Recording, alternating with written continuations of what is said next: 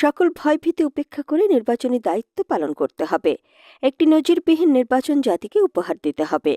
রবিবার দুপুর ১টায় নির্বাচন প্রশিক্ষণ ইনস্টিটিউটের আয়োজনে এবং রাঙামাটি নির্বাচন অফিস ও কাপ্তাই উপজেলা নির্বাচন অফিসের বাস্তবায়নে কাপ্তাই কর্ণফুলী সরকারি কলেজে প্রশিক্ষণ কর্মশালায় উপরোক্ত বক্তব্য রাখেন তিনি। কাপ্তাই উপজেলা নির্বাচন অফিসার মিতা পারিয়ালের সঞ্চালনায় এতে বিশেষ অতিথির বক্তব্য রাখেন রাঙামাটি জেলা police super Mohammad Abdur Rakib PPM. তিনি বলেন, সবচেয়ে গুরুত্বপূর্ণ যে ভূমিকা পালন করবেন তিনি হলেন প্রিজাইডিং অফিসার। সকলের উদ্দেশ্যেই বলেন, আগামী ১২ই ফেব্রুয়ারি নিজ দায়িত্ব সঠিকভাবে পালন করবেন। আমরা নিরাপত্তার দায়িত্ব আপনাদের দেব। প্রশিক্ষণ কর্মশালায় কাপ্তাই উপজেলা নির্বাহী officer Mohammad Ruhul Amin, Kaptai ASP circle Zahidul ইসলাম, রাঙামাটি জেলা নির্বাচন কর্মকর্তা মোহাম্মদ শফিকুর রহমান সহ আরও অনেকেই বক্তব্য রাখেন।